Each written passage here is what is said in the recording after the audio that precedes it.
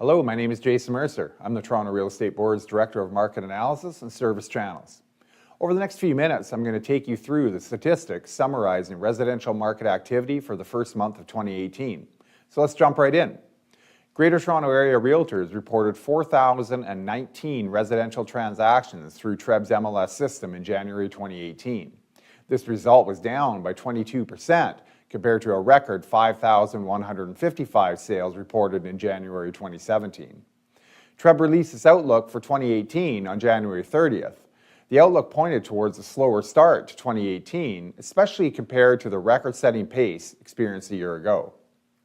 As we move through the year, expect the pace of home sales to pick up as the psychological impact of the Fair Housing Plan starts to wane and home buyers find their footing relative to the new OSFI-mandated stress test for mortgage approvals through federally regulated lenders. On the supply front, the number of new listings entered into TREB's MLS system amounted to 8,585, a 17.4% increase compared to 7,314 new listings entered in January 2017. However, it is important to note that the level of new listings was the second lowest for the month of January in the past 10 years. With sales being off last year's record peak, it's easy to forget that we still have a listing supply issue and broader housing supply issue in the Greater Toronto Area. The province of Ontario committed to tackling the supply issue in the region as part of their Fair Housing Plan. To date, consultations have taken place between different levels of government and industry. TREB has been happy to take part in these meetings, but it is certainly looking forward to more concrete policy moves in 2018. Turning to home prices, the MLS Home Price Index composite benchmark was up by 5.2% year over year. This annual rate of growth was driven by the condominium apartment market segment with double-digit annual growth versus the single-family segment with prices essentially flat compared to last year.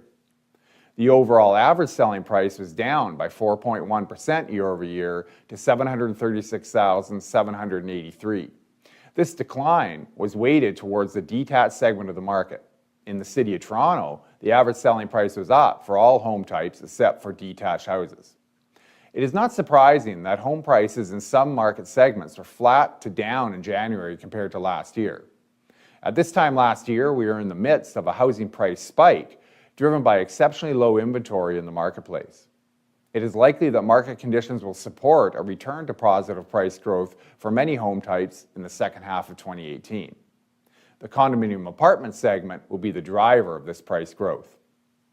Finally, I would like to turn to the economic impact of housing in the Greater Toronto Area, and particularly how government coffers are impacted. The City of Toronto's Executive Committee and then City Council will meet in February to discuss the next city budget. In doing so, City Councillors would be wise to note the vast difference between last January's real estate market and this January's, given the city's inadvisable reliance on the municipal land transfer tax.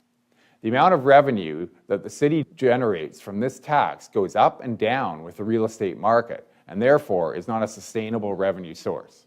So with this said, it is clear that we will have an interesting year ahead, both from the perspective of changing market conditions and from the housing policy debate at all levels of government. I look forward to speaking with you again in a month's time. Thanks very much.